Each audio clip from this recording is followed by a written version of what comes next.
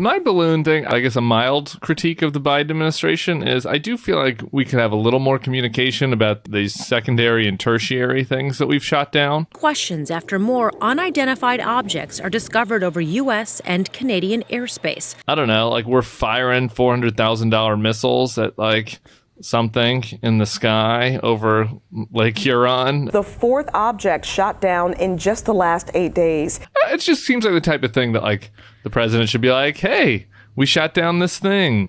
It was another spy balloon, or it was somebody's drone that was illegally flying above Lake Huron. And I would like a little communication. New reporting from the Washington Post yesterday showed that actually the first balloon was designed to spy on U.S. assets in Guam, maybe Hawaii, but weather currents sent it way north to Alaska, and then it just started floating over the country. So, I mean, obviously their sources are in the military, TBD on what is true, but there's an Occam's razor element to that, which I appreciate, which is like all of these Republicans are trying to do the Red Scare thing, and like, oh, this thing is so sophisticated, and dementia Biden wasn't ready to respond to it, when in like the reality was that the Chinese, just like their vaccine, like sent over a balloon that like didn't work and was supposed to go to Guam and ended up flying over Montana. Like we broke up all the signals and then shot it down and got all the information.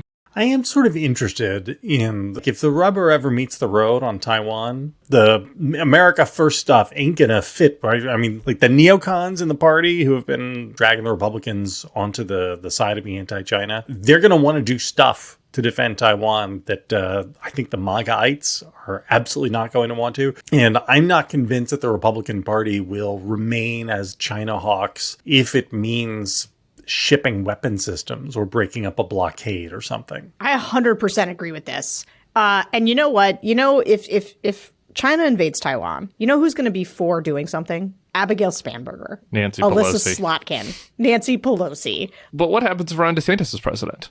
Right. Great point. And China does menace Taiwan, right? And you're going to have the continents of the world that are going to want to actually act, you know, and follow up their language. And then you're going to have the MAGA part of the coalition, the Trump, your Elons, your Marjorie Taylor Greenes, that will be like, well, who cares about Taiwan? Right? Like, why would we spend anything there?